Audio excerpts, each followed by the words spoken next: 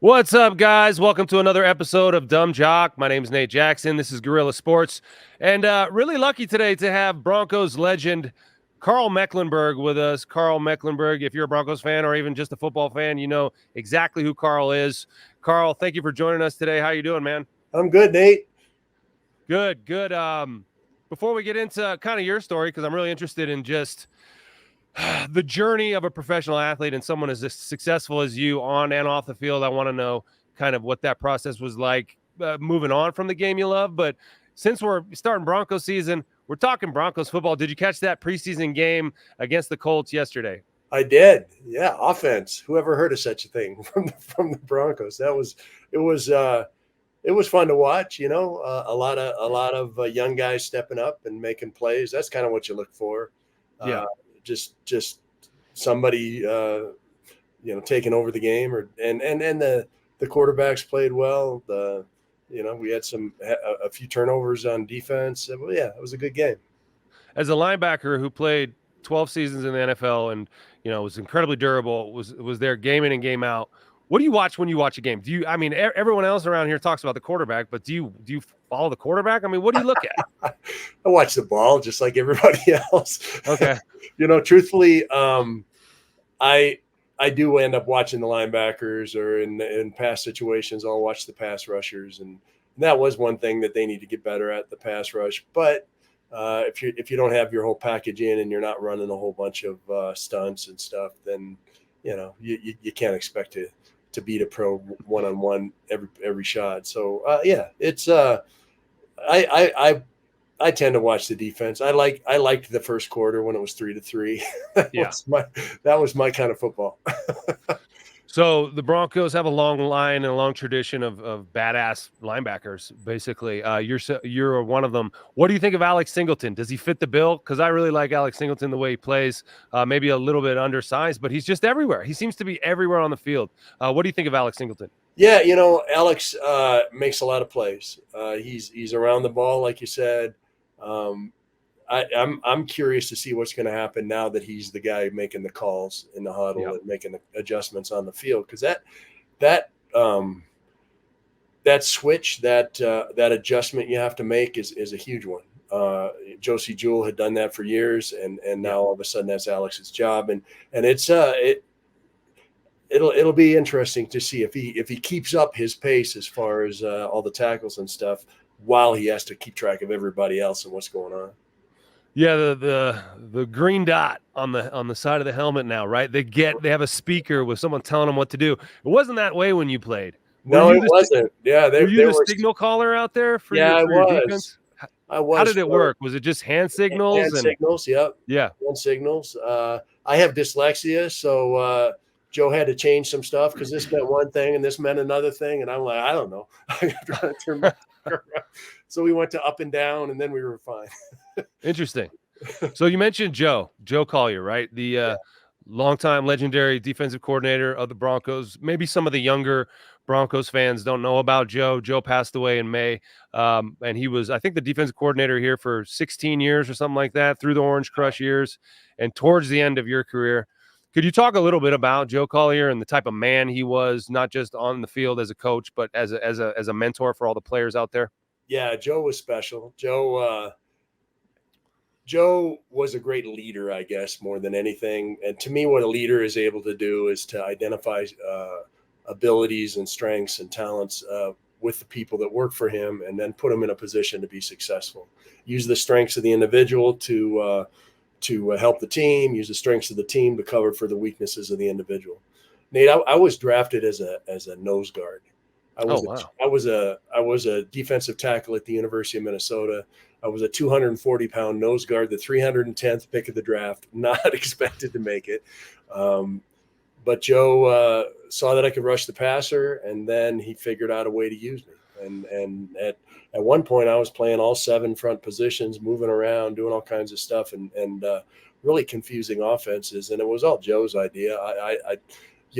Nobody walks up to the coach and says, "Hey, I want to do everything," but that's what Joe saw in me, and it was special. So you arrived in Denver in 1983, right? Right. Yes, I was part of that 14 rookies 14 14. first-year guys. 14, yeah, Oh, wow. unbelievable. The owner of the team at the time, a guy named Edgar Kaiser, was trying to sell the team, so he was lowering the salary by firing the old guys and bringing in the new guys. And so yeah, I came in with John Elway. I came in with Gary Kubiak. I came in with that crew. So was there a sense of just completely starting over with those 14 rookies? I mean, who were the veterans that were in the locker room? Because when I arrived on the Broncos in 2003, as a practice squad type of receiver, Rod Smith's locker was right next to mine. And so Rod was, the consummate professional. He was the guy that we all looked to. Show us the way, Rod. And I just followed Rod. Whatever Rod did, I did that. And I knew that if I just worked like he did, took notes like he did, tried to play the game and hustle like he did, then I was going to be all right. Who are those guys in the locker room that kind of showed you guys how to do things? Yeah, great point, Nate. Yeah, Rod Smith was on the practice squad my last year. Oh, wow. So we overlapped with the same dude. Kind of, yeah. So Barney Chavis, Reuben Carter, Bryson Manor. I was a defensive lineman my first 2 years. So when I came in, those guys were the guys, and Reuben and Barney were amazing as far as their dedication to bringing the young guys along. Particularly Barney. Barney used to always ask us what you would have did, not good English, but a great question, right? Yeah.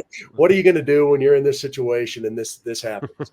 And he went way out of his way to bring us along. I was his backup, and when you're Barney's backup, you don't play because Barney never got hurt. So I was just kind of third down pass rushing a special teams guy, and just soaking it all in. I mean, we had Louis Wright, we had Steve Foley, we had Randy Gradishar, we had Tom Jackson. We had all these guys who had been to the Super Bowl, who had success. And instead of taking it personally when 14 rookies make the team, and being upset about it, like we're starting over and there's no way we're going to catch up in time. They really understood that if they had to teach us not only how to be professional football players, but how to be men. And it was a special time and some great individuals working with us. Well, the NFL's changed a lot since then in a lot of different ways, right? You guys had like a 6-week training camp back then? Is that how it went? I mean, yeah, we had rookie camp for a week, and then we had 5 weeks after that, and it was 2-a-days, full contact. Yeah. If you're going to go on the field, you had your mouth guard in. There was none of this. And I don't look good in shorts, so I'm glad that it was that way because I was able to hit people and make the team. And so what was the offseason like? When did you guys report? Was there April, May, June sort of running lifting stuff? There was stuff, there was stuff all year. There was stuff. I mean, there was no the Players Association hadn't really gotten involved in the off-season programs. When I got drafted, we came out in June, and we started practicing. I mean, it was pretty amazing to I mean, all of a sudden it was full on, learn the system and playing football. When you watch the game now and you watch defense, do you see that they don't practice enough? Like, can you tell, like, are they as good at tacklers and hitters? And do they have the kind of the callus that you guys had from practicing twice a day, every day, with pads on? Because, from on the other side of the ball, the offense, these young rookie quarterbacks on these teams, they throw them in and they want them to succeed. But it seems like they don't have enough practice time to me to really develop the connection sometimes with their receivers. Sure. The union now limits what they can do on the field. They can only do one practice a day. They can do some walkthrough stuff, but it just the time is crunched now, and the repetition that seems to me like is necessary to create the connection to be special on the football field is lacking in some of these teams. Yeah, I agree with you. I guess the best way I could explain that is my grandfather was a little All-American at University of North Dakota, and I remember sitting watching a football game with him on Thanksgiving. It was USC versus Notre Dame. They always played that on Thanksgiving, right? So we're watching this game, and I made the mistake, and I'm 10, 11 years old. I made the mistake of saying, Grandpa, these guys are really big. I don't know if you could play nowadays. Hell, boy, I played what was a man's game. Didn't have no face mask. Didn't have no pads in my pants. Had to play both Right. ways. I was like, yeah, okay. That's kind of how I feel about what's going on now. Right. And someday these guys are going to say the same thing about the game to their kids, right? In 20 years when what? It's flag? I mean, how it's not going in that direction, is it? I don't Flag think so. football? Yeah, No. I don't think so. I mean, ultimately, it's a game of toughness, a game of beating the man across the line from you. Just and it still is. You got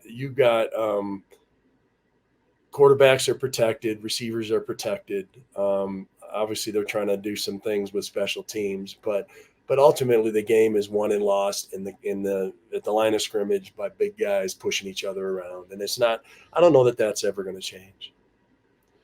So, what made you fall in love with the game? How old were you when you started playing it?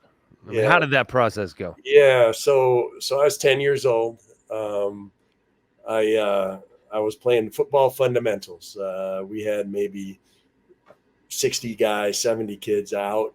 Everybody had their own equipment that they had to buy, and their brother hand me down jersey, every different colors, all that stuff. Your name on white tape on your forehead, right? And we're going out there. We had our first game, and my dad got there a little late, and I had already finished playing. And I got to the sidelines, and my dad asked me, "What do you think about football, Karl?" Thinking I'd be sad he missed my first game. And my response as a 10-year-old boy was, "Dad, I really love to smash guys." I was a linebacker. That's who I was. So yeah, I knew right away. I loved that piece of the game, the physical piece of the game. And so you see the sort of skepticism and reluctance of some parents these days to put their kids into a violent physical game like football because they're worried about the physical consequences, the injuries that could happen.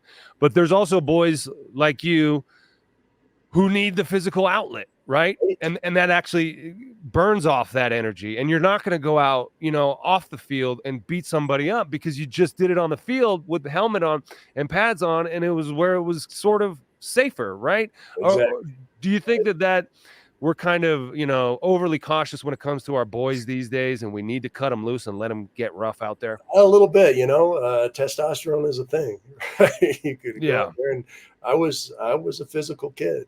It's what I needed at the time, and what I needed for a long time. So it was a blast playing football. It really was, and you know that. I mean, your personal play is unbelievable, but when you become part of a great team, like we were for so many years, and like you guys were, it's an amazing feeling when everybody's working together side by side, sacrificing for each other and making things happen. I don't know that there's a better feeling in life. And you played in 3 Super Bowls with the I Denver did. Broncos, Yes. right? Dan Reeves leading you guys the way, all the way. Talk a little bit about Dan Reeves and his leadership, because you talked about Joe Collier and the fact that he was the leader of men. What about Dan Reeves? Yeah, Dan was my way or the highway. If Tom Landry didn't do it, we didn't do it. He was an offensive coordinator, head coach. Yeah. Had very little to do with what the defense was doing. That was Joe's deal, unless you were in some sort of a disciplinary situation, and I didn't get in those. Dan wanted to win. I mean, it was clear and it was consistent, and there was no question. There was one time in the 9 years I played for Dan where we lost 4 games in a row. 4 games in a row, and Dan took away our lunch. You guys don't deserve lunch. I mean, Wow. that was it. We won the next week. Yeah. Yeah, you wanted lunch, of course. You're hungry. Right? So Dan was driven.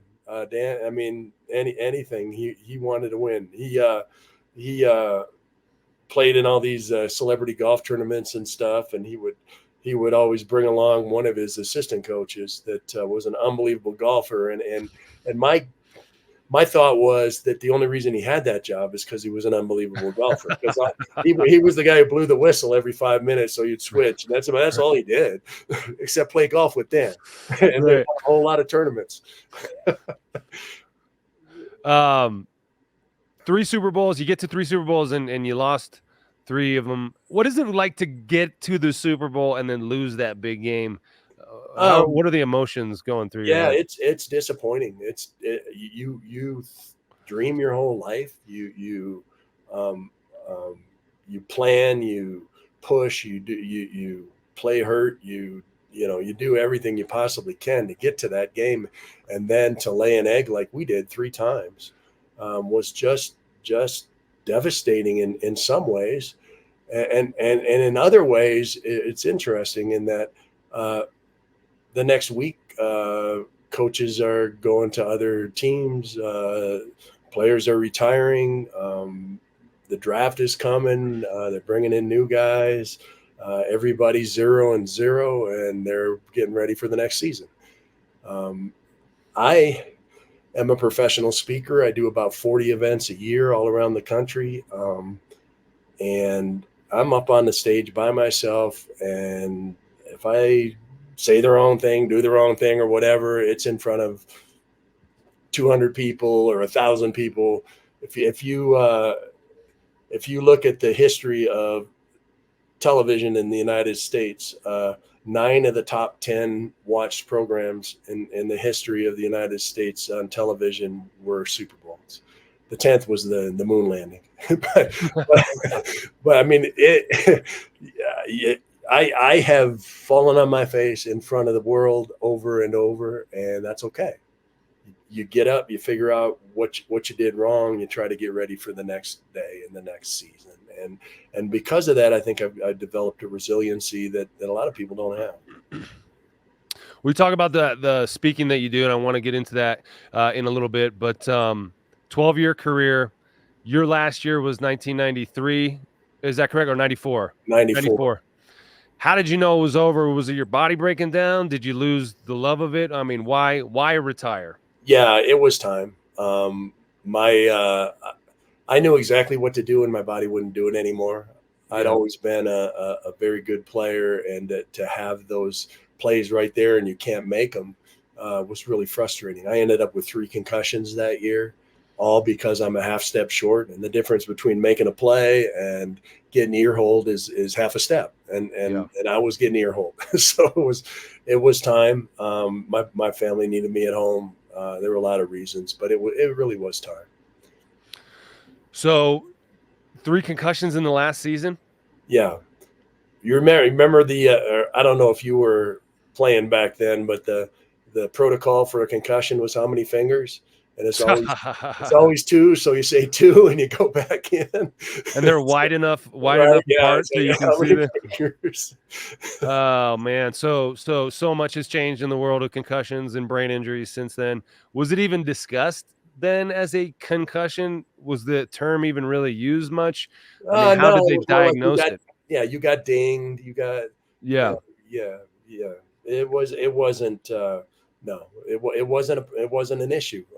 And the NFL knew it was an issue, and they didn't let us know. So that's what happened through that whole lawsuit and all that stuff. And it's a great situation now, in that it's actually treated as an injury. And if you have I've gotten treatments for traumatic brain injuries, and had scans of my brain, and there's spots that are missing just because football. I mean, it's just part of it.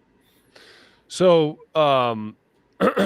excuse me, when that first year out of it, you had 3 concussions the previous year, and you decide to hang it up. What is that first year like when you're sitting at home? Were you bored? Did you fall into something right away? How did that transition go for you? Well, I did help coach my son's high school football team. Oh wow! I was a defensive line coach and a tight end coach for Kent, Denver, where my son was going to school. So I could be a part of his team, and that was cool. I did find myself getting sucked in, watching more and more tape, getting more and more involved. It's like, no, this isn't what I'm doing. But and I did a lot of hunting and a lot of fishing, things I like to do. But after a while, the fish you catch today looks a lot like the fish you caught yesterday. So I got tired of that. Yeah. Um, and it took me a while. It did. I know, and I'm sure you're aware of a lot of athletes who set up their post-career employment while they're playing. Buy a bar or buy a restaurant or whatever. Every single one of those people that I ever played with who did that, that was their last year. And it's like, if you split your attention between football and anything else, you're going to have a whole heck of a hard time making the team and playing well. So, I understood that, and I went into it saying, you know what, I'll figure that out when I get done. I was a biology major in college. I got my degree in biology. I was a pre-med major, so I was going to go to medical school. I took the entrance exam, and scored well enough to do that. But that ship had pretty much sailed. I had kids at home. My wife needed me at home, so I wasn't going to go to medical school. I got some opportunities to speak, and really enjoyed it. I didn't think I could find a profession that has the same pattern as football. But that's speaking. I mean, I prepare for whoever I'm speaking for next. I perform at a high level for a short period of time. I evaluate what went on. I repeat what went well. I replace what didn't, and I get ready for the next one. I mean, it's football, but I don't get hurt. Yeah, it's football without that stuff. Right. So I really I love what I'm doing now, and I feel really blessed that I've fallen into this, and I do about, like I said, 40 events a year, and have for 20 years. I mean, this is what I do.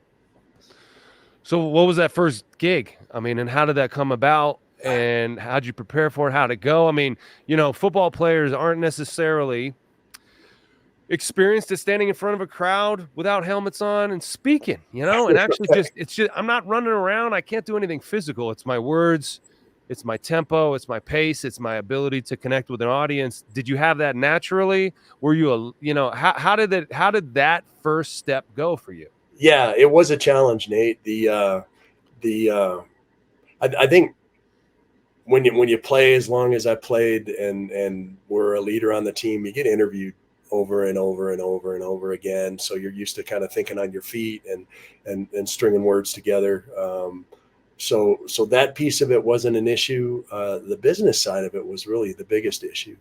The business side of it is the hard part anywhere. I mean, it's like the weightlifting and the running and stuff you got to do to play football. It's the behind the scenes stuff that was a challenge. I got involved in the National Speakers Association right away, and they were great as far as teaching me the backside, the front side, all the things around the speech that make it better.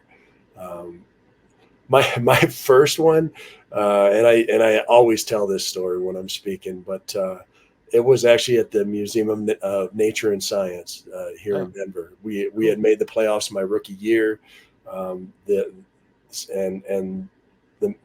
museum thought they could get some Bronco fans who hadn't been there to come down, so they asked Sammy Winder and me to go down and speak at this thing, and I was scared. I mean, it's a hard thing, like you said, to get up in front of a group and speak, but Sammy got up and did a great job. He talked about how John Elway was going to throw the ball and how he was going to run it and how many points they were going to score. And I had gotten there a little late, so I had just asked Sammy what was going to happen. And Sammy explained it to me like this. He said, first I'll get up, I'll talk about the offense. Then it's your turn. You talk about the defense. And then this lady here is going to hand us a Seahawk. We're playing the Seattle Seahawks. So you're going to hand us a Seahawk, and we're supposed to tear it up. I'm like, all right, we can do that. So then it's my turn. I get up and I start talking about how Louis Wright and Steve Foley are going to intercept the ball, and Randy Gradishar and myself sack the quarterback, and Louis Wright, all the big names I was dropping, and then it was time for the Seahawk, and the lady takes this bird. It's a taxidermy bird, and hands it to Sammy. And Sammy holds it up over his head and says, Karl, you're the defensive player. You tear it up and give me the thing. And if you've been to the Museum of Natural History, you've seen the diorama, right? It's a glass enclosure, and inside of there's a featured animal and the whole that the animal lives in, right? This wasn't anything like that. This bird looked like it had come out of a shoebox. It was crunchy. I figured they don't need this thing. So I up to the left side of the room and said, this is what we're going to do to the Seahawks. I'm from Minnesota. In Minnesota, if someone says tear it up, they mean tear it to shreds, right? Sammy's from Mississippi. I found out later in Mississippi slang, tear it up can mean like tear up the town, tear up the dance floor, wrestle. I ripped this bird in half and feathers are flying. I throw the half with no head attached to the ground. I tear the head off the other half. I threw it out in the crowd. The crowd's going crazy, thinking I love public speaking. This is for me. And then I see the lady in charge of the thing. She's got her head in her hands. She can't believe what I've just done. The Seahawk was actually an osprey, part of an ongoing study of the osprey species where they collected one every year. The crunchy osprey that was spread out on the ground in front of me had been collected in 1910. Oh, wow. Yeah, I got hate mail from the Audubon Society. Oh, no. Yeah, so I use that story to talk about the courage to try new things, to step outside of your comfort zone, because that's why everyone's afraid of it, because something might go terribly wrong. And as an adult, we've all tried things that have gone wrong. Probably weren't in USA Today like I was, but they go wrong. So yeah, that was my first speaking engagement, and it was not the way I expected it to turn out, for sure. Well, they invited a ferocious NFL linebacker right up on stage and handed him an osprey. Those are crazy. I guarantee you, everybody in that crowd has never forgotten that moment. And so you were an active player at the time. Oh yeah, that was my rookie year. Yeah, rookie year. Did you continue to do speaking engagements throughout your active? Not really. Career? No, that every once in a while you get a chance to speak at a school or church or a charity event, and so yeah, I did a little bit, but I didn't pursue them. And that's the difference. A professional speaker, you spend way more time trying to track down the next job than you actually do speaking. I'm going to be up in the mountains tomorrow speaking for SIMA. It's Snow and Ice Management Association, and so I'll be up in Vail doing that, and then I'll hit the ground running and start making more calls and doing all this stuff I got to do. So what's the gist of the talk to SIMA? I mean, how do you cater what you're talking about to the company or the organization that you're working with? Yeah. So what I do, Nate, is I've got about 45-minute stories like that one I told about the Seahawk, right? That I cut and paste depending on the group. And then between the stories are the stories, they don't change. But between the stories is when I point it back at the audience. This is what it means to you. This is you're a leader in your organization. How do you apply this to what you do? Kind of that kind of stuff. And it comes out. I mean, I'm busy, so it works out pretty well. And I do really love it. The ability to personalize it, I think, is really what makes a difference for people. If they want to see a Tony Robbins, they can buy a tape, right? They can, but what they want is you talking about their challenges, their issues, what's happening with them now. I try to show up early. I try to stay late. I try to spend as much time with them as I can, because a lot of times the meeting professional really doesn't work in the industry. The meeting professional is a meeting professional. So you talk to them, you get an idea, but you don't really know until you get there and you talk to people at the cocktail party or at the the dinner the night before or whatever. Well, I think former athletes, especially high-level athletes, professional athletes like yourself, who played for so long and had so much success, know a lot about what good leadership means, right? And about what it means to address a team, or whether it's a business or whatever, and articulate your goals, hold everyone to the same standard.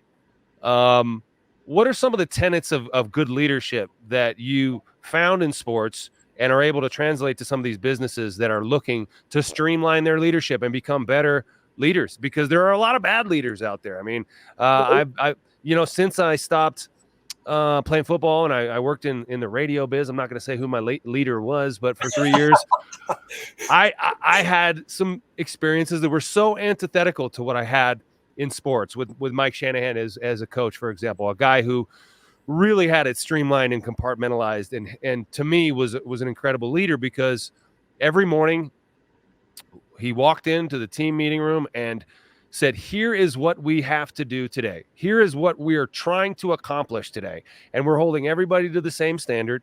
And let's go get it done. And then we'd watch it on film, and everyone would be critiqued to that same standard. Everyone knew where everyone stood, because everyone was being critiqued in the same exact manner. We had an articulated goal, and we were all moving towards that goal. And if you weren't pulling your weight and doing what you had to do to get there, then you'd be gone. And if you did do what you were doing, then you'd be there. And so everyone who was there, we knew that you belonged, because the goals had been clearly stated, and you've been critiqued in front of everyone. And so you had to hold up your end of the bargain. Yeah. That's what I saw. I agree. I generally approach it from an ownership standpoint. Mr. Bolin and Edgar Kaiser were kind of opposite ends of the pole. I describe it as 5 C's: the clarity and consistency of the cornerstones of the team. Under Edgar Kaiser, it was make Edgar money. Under Pat Bolin, it was win championships and serve Bronco country. Yeah. The clarity and consistency of connection. Under Edgar Kaiser, if I was walking down the street and he was walking the other way, he wouldn't know I worked for him. Oh, he really? had no idea who we were. Pat was there. Pat was on the practice field, in the weight room, in the locker room.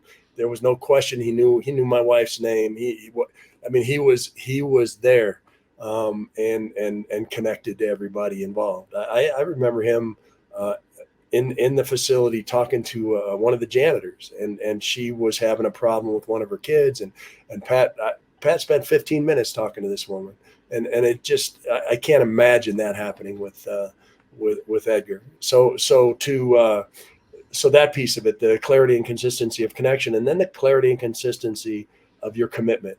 What did you sign up for when you came to this team? For us, it was prepare to win each game. It didn't matter if we were out of the playoffs. I was still playing. Elway was still playing. Everybody, we prepared to win each game. And before the season started, they'd ask Pat what the record's going to be, and it'd always be 16-0. If we'd lost a couple, it'd be 14-2, because that's what was expected. That was our commitment. We were there to win every game. And again, it was clear and it was consistent. And when it's clear and consistent, everybody's on the same page. Everybody knows what's going to happen. And if you don't fit within that framework, Pat was going to find work for you elsewhere. I mean, that was just the truth of it. And so, yeah, very similar. So, one of the parts of being a professional athlete is self-evaluation, is, going out to practice, doing your best, and then going in and watching it on film and getting told why that wasn't good enough, or why it's got to be better, right? And that was every day. I mean, every day. It's not just the games that you watch on film. It's every day of practice. Every single snap you do out there is evaluated and critiqued. And it can be stressful sitting in a room full of your buddies getting ripped apart, right, for something you're not doing well. But after a while, you start to not take it personally, right? And you start to understand that this is a process of trying to get everyone in here to be as good as they possibly can be, not to make you feel bad, but to sharpen your sword. Can you talk a little bit about what it means to be self-critical? Yeah. I prefer to call it honesty and forgiveness and self-evaluation. Yeah. We same thing. Obviously, it was reel to reel stuff. It wasn't right. The other now side. They're taking their iPads home. Right. Now they're taking their iPads. But yeah, you were graded. You were graded on technique, and you were graded on assignment. You sit in the room with the other linebackers, you go through the tape. And if you grade out 90%, you're an all-pro level player. You're the best of the best. That still 10% of the time that coach is chewing on you in front of your peers. And that's just the way it is. But that's what you want. You want to know what you did wrong so you can fix it, right? The whole idea of that of that exercise is this is right. I got to repeat that. This is wrong. I gotta fix that. And so then you set some goals, some reasonable short-term specific steps. The next week you work on that stuff in practice. And after the next game, something else will be wrong. Better not be the same thing, but so something else will be wrong. And then you work on that. And so it's a movement back and forth to greatness. If you're allowing yourself to learn from mistakes and if you can learn so much more from mistakes than you can from successes. It's real easy to just let the success thing go, but the mistakes that you can't let that go. You got to hang on to that. Yeah, constant mistake correction. If you're a mistake repeater over and over the same mistake, then of course you'll be let go. Do you think that those sort of ethos exist in the business world? Do they apply that kind of logic, or is it people are just kind of left to, I don't know, just sit in their cubicle and like push things around? Yeah, the successful businesses have that kind of ethos. They work as a team. They the leadership that can identify people. There's so many people going to work today who are out of position. When I was a nose guard, I was a 240-pound nose guard. You can't be a 240-pound nose guard in the NFL. But the leadership saw other things in me and moved me and put me in a position to be successful and to help the team. That's the leader's job. And so in my mind, there has to be some evaluation. Otherwise, there's no way to decide what you want to do with your teammates, what you want to do with your organization. I mean, that piece of it, whether it's every single day in a film room where there's the eye in the sky don't lie, right? It's there. Yeah. It is. Or whether it's end of the year meeting kind of thing where it's like, this is what happened, this is what we would have liked to happen, this is what we want to happen next year. It's ultimately the same thing. So when you're on a football team together, you see each other every day. You're in the locker room together every day, right? Sure. You're buddies because you just have a common goal and you are always together. When you stop playing, you kind of disappear from that nucleus, and guys just sort of kind of drift away. There's a handful of guys that I still talk to and see, but I played with hundreds of guys over the years, and for the most part, I don't really get to see them anymore. Do you communicate with your old teammates? How often do you see these guys? How are they doing? I mean, how do you even gauge how they're doing? Yeah, good question. Do I communicate with them? With a few of them, not a whole lot, truthfully. I've been retired for 30 years. I mean, time goes by. I love it when I see them. It's funny because once you've seen each other at your best and seen each other at your worst, gone through what you have to go through to be a professional athlete on a team, your teammates are going to be part of your life forever, even if you haven't seen them for 10, 12 years. All of a sudden that it's there and you're back to the same stories and back to the same stuff. It's fun. Truthfully, I do not spend, and as a player, I didn't spend a whole lot of time with my teammates off the field. I had a family at home, and that was my concern off the field. How old were you when you had your first child? Were you? We were 22. Okay, so right as you're getting into the NFL, you have a family, and that's quite a different experience for you than for the single guys who are like, trying to find love, trying to find what you had, but maybe doing it in ways that maybe aren't very productive. Like my old partner on the radio, Chad Brown, we talk about this all the time because he played 15 years in the NFL and he was married to his college sweetheart and had a kid right off the bat like you did. And he always talked about how good it was to be able to go to a loving, comforting home after being, on the field, in the locker room. Yeah, just like the chaos and the violence of an NFL world, to be able to go to a loving, quiet, peaceful, nourishing home. Is that the kind of experience that you had? Did you find that? Yeah, for sure. Kathy and I had our first date when we were 15. Wow. I've known her my whole life. Oh, And wow. so she went through all the ups and downs and really had a understanding of what football was, not from a play standpoint, not from a game standpoint, but from a this is what it does to my husband, or this is what it does to my boyfriend, and I yeah, she deserves the credit for everything. I mean, really. So my mom, I didn't get married until 6 years ago. So I didn't meet my wife till I was done playing in the NFL. But when I played in college, my mom, because I was a receiver and I was getting a lot of balls thrown to me and I was getting hit a lot, these teams were teeing off on me. My mom had a hard time watching sometimes and would have to, get up and walk around or go sit in the car and listen to it on the radio, stuff like that, just because she had a hard time seeing her son getting hit so much.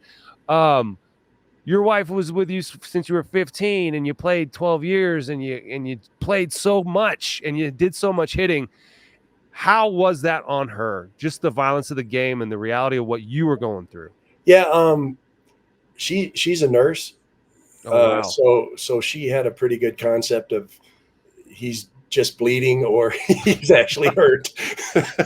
Right. So yeah, she had to watch. Yeah. That was it. She had to watch, whether if she was at a friend's house somewhere, she would figure out a way to watch the game just to make sure I got out.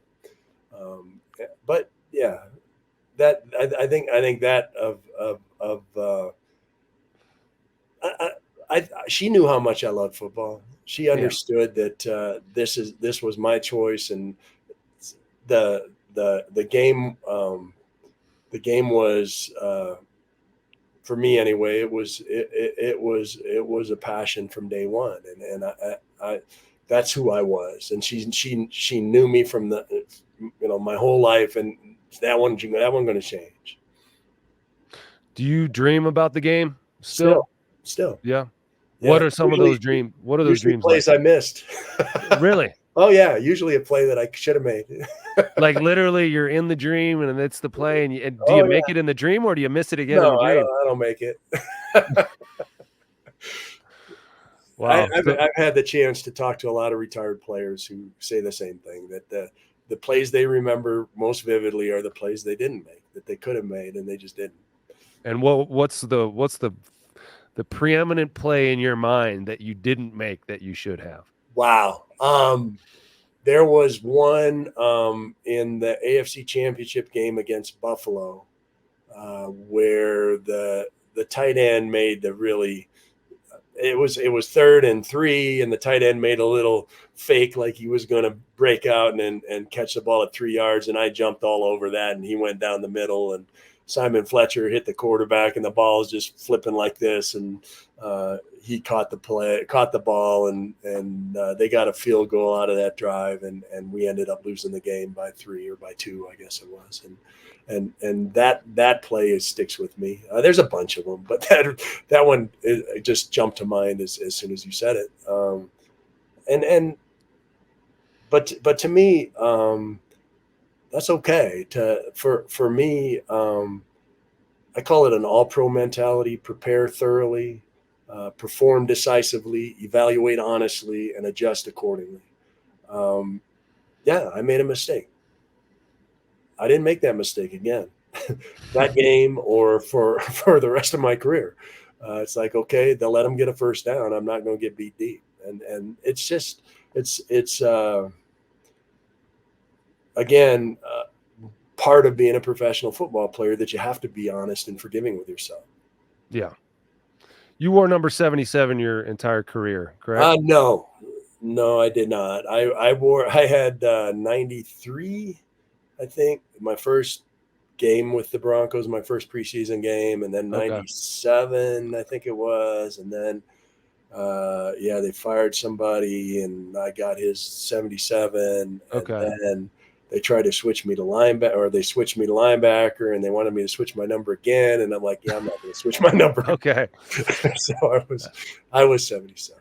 That's what I was going to say, because the 77 usually it's not a linebacker number, right? And Right. I was 3 different numbers in 6 years here with the Broncos. The first 2 years I was a receiver. They gave me 14. Then then they moved me to tight end, and I couldn't be in the teens anymore, so they gave me 89, and I was 89 for 2 years. And then Daniel Graham signed with us, and he really wanted 89. His childhood idol was Mark Bavaro. And he wanted 89. He was retired in New England where he was, so he couldn't be 89 there. He signed a pretty good deal with the Broncos, and so I sold him 89, and then I got 81, which I actually like better than 89. But it's funny, the number, the number jockeying. So you had a chance to go down to like a 50s number, and you said, "Screw it, I want to." Yeah. I was a third down pass rusher my whole career. I was a defensive end. And then in other situations, I played other positions. So they couldn't say, no, you can't have 77 because that's a defensive end number. That was fine. I could have 77, and I wanted my mom to be able to find me on the field. Yeah, it's a very distinct number. Switching your numbers around. I don't even know if you see 77 out there anymore. Like, do you even see that number very often? Yeah, not a whole lot. I mean, we got our guard. Is got it this year. The guy who just signed the Quinn Miners. Quinn Miners, yeah, that's right. So belly, yeah, I'm happy for him. And he had a similar. I mean, I was a 310th pick of the draft. I wouldn't have been drafted in today's world. Kind of a Midwest guy, same as me, and I'm happy for him. And he played well in this preseason game. I kept my eye on him a little bit. He was doing his thing, knocking people off the ball. Yeah, D3 guy, a D3 guy who actually had to sit out the COVID year, was, making videos of himself like throwing logs in the woods and stuff. And he was training in like a cabin and wrestling bears. Wrestling. Paul Bunyan, I think he was carrying his ox around. But I have the same affinity towards him as you do, man. Just really cool to see a success story like that, because you don't see him as often. I mean, the first round guys, who are they going to draft in the first round? It's Bo Nix. It's who, like, that conversation is the dominant one. But there's 53 guys on a football team, and the heartbeat of the team is not going to be your first round pick. It's going to be the guys like Quinn Miners, right, and like Karl Mecklenburg. Yeah, no question. The challenge now is, how do you make the team if they don't expect you to? I mean, you're not going live unless you stand out on the game film. I don't know how else you can stand out, especially as a lineman. I mean, that's if you're not going full blast in practice. I don't think I'd make it. Truthfully, I don't think I'd have had that opportunity. You would have made it. You'd have found a way to make it. Maybe so. Yeah, you'd have found a way to make it. You talked about playing special teams your first couple of years. Were you covering kickoffs and doing all that? Yeah. I was covering kickoffs, all 4.9, 40 going down there. But actually, I'd get down there before the other guys, just because I knew what to do when a blocker came at me. I'd just go right around them or right over them or whatever. And so, Dan used to get mad watching video of our kickoff team, because I would be the first one down there, and it's like, how does this guy get? He's a nose guard. Wait a second. Well, I had to play kickoff return myself and be on that front line and, sprint back 25 yards, wheel around. And every once in a while, there was a defensive end on there or a big defensive lineman guy. I'm like, what am I supposed to do here? How am I supposed to take this guy on the face who's sprinting and has a head of steam and has pass rush moves like you were talking about there? It was a difficult task for sure. And people, now they're not going to see that anymore, because they've changed the kickoff rule completely. And now there's no running start. They're starting at the 40-yard line, 5 yards apart. What are your thoughts on this new kickoff rule? Yeah, I'd need to see it. I mean, obviously we saw a little bit of it this last weekend, but I mean, if all they've been doing is kicking it out of the end zone, it was a wasted play. So maybe this will bring a little excitement to that play. There was one good return during the preseason game, and it made a difference. So it's going to be interesting, because they're going to have to figure out who should return the ball. Should it be a fast guy, or should it be a running back? Right. You're going to have to figure out who do you want blocking, who do you want cover. I mean, it's a whole different thing, and it's going to take probably 2-3 years actually to get it really nailed down. And whoever does nail it down is going to have a real advantage for a little while. Well, you played in 180 football games in the NFL, over 1,000 tackles, and consistent every year. I mean, you didn't have a lot of injuries during your career. Is that correct? I mean, I had injuries. You just played with them. Right, exactly. Yeah, you didn't miss any time, of course. Time. Yeah. No, I've had 18 football-related surgeries, 10 on my knees. Is that all? Only 18? Oh, my goodness. Yeah, so I just get it done at the end of the year instead of during the year. So how do you feel now? How's your body? I'm okay. I'm just getting over COVID, so I don't feel great. Yeah. but I ran 3 miles Saturday. I mean, wow, really? Yeah, I'm working out still. I got to keep moving.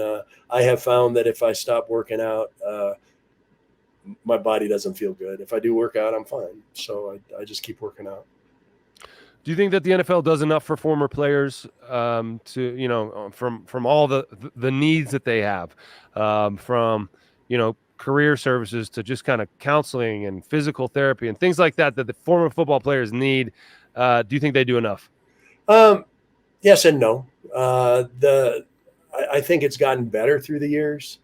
I'm going to be 64 September 1st. So 65 is when I'm going to take my pension, and I'm excited about that. Oh yeah, that's great. It's amazing that the average career in the NFL is 3 years, and you don't see that pension until you're 65, though. But it's nice that it's there. That I wish they just do like baseball or like basketball or like hockey and have medical coverage for us, just straight lifetime health care, right? Healthcare. I mean, it doesn't make any sense that they don't. They're trying to work around it with like different programs that help you a little bit here, a little bit there. But that's frustrating. It should be. And I brought that to Gene Upshaw when I was the player rep for the Broncos, and I went and got the program directly from the Rockies and put it in front of him, and he's just like, "No, I'm not doing it. It's just not." Yeah. So what's stopping them from doing this? Because clearly, players need this stuff, and they got hurt on the job. It was the job requirement. I mean, your first day on the job in the NFL, they hand you a helmet. You're that's not a great sign. I think it's going to be dangerous, right? And so if you get hurt on the field doing what you're being asked to do, shouldn't they take care of that forever? Yeah, you would think so. I ended up filing a workman's comp lawsuit back in the day when you could do that through the state of California. They had rules that would allow you to have a incident. A total body degradation thing instead of an incident by incident thing, as far as that goes. So any skin cancer stuff, and I've had a ton of that. Any orthopedic stuff is covered by that. So I'm fortunate there. But there's a lot of guys out there who really struggle to don't have access to it, and that's frustrating because there's so much money in the NFL at this point that they could cover that.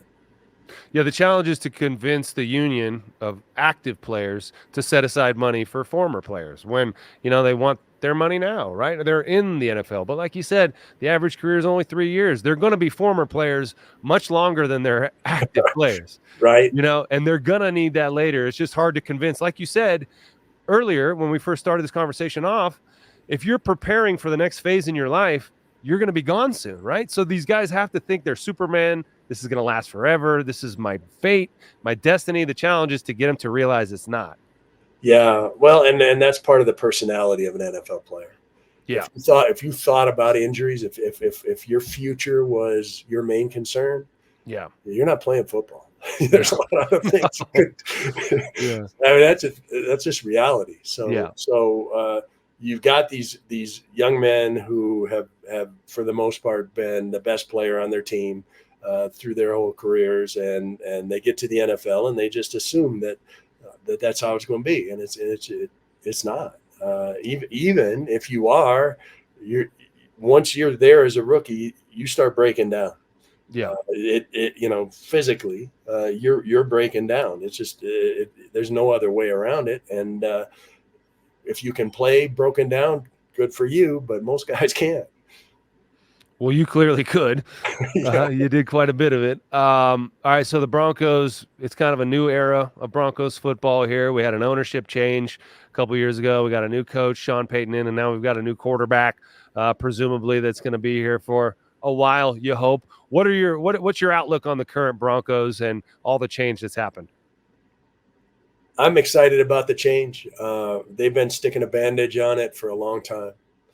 Trying to if we just bring in this guy, or we just bring in that, they needed to flush it and start over. They needed the Edgar Kaiser, 14 rookies kind of thing. And that's what they did. Sean has a different approach to football than the coaches before him, and he's bringing in his guys, and they're going to stick with him. And it's not that complicated to win in professional sports. If you look at what the Cronkies have done with the Broncos, or with the Nuggets, and with the Avalanche, and with the Rams, they won championships with each of those three teams. And the pattern was exactly the same. It was find a coach that you believe in and stick with them. It was build a base of solid players who can get you to the playoffs. And then go all in, go trade future draft picks or whatever, and bring in 2 or 3 free agents that are going to put you over the top so you can win the championship. And that's what Tampa Bay did. That's what the Rams did. That's what the Nuggets did. That's what the Avalanche. That's how it's done now. And hopefully they can build that base of players, that solid group that is a team that can get them to the playoffs and start moving in the direction of going for that all in play and try and win a Super Bowl.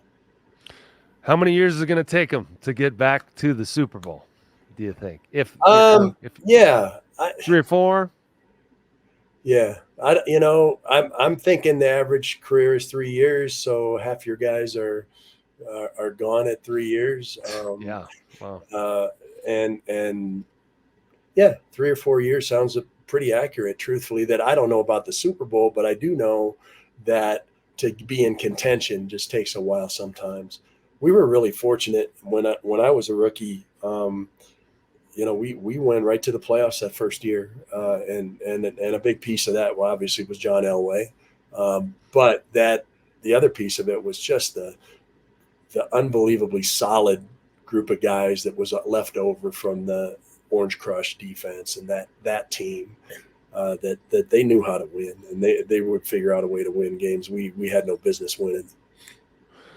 Well, part of the reason the last 7 or 8 years have been so difficult for Broncos country is because of the standard of excellence that's existed for so long in this city with this team, and it's because of legends like you, Karl, that standard exists. And so I just want to thank you for coming in today and joining us here, and giving us your time and sharing your wisdom with us. And I really appreciate you joining us, Karl. Thanks, Nate. My pleasure.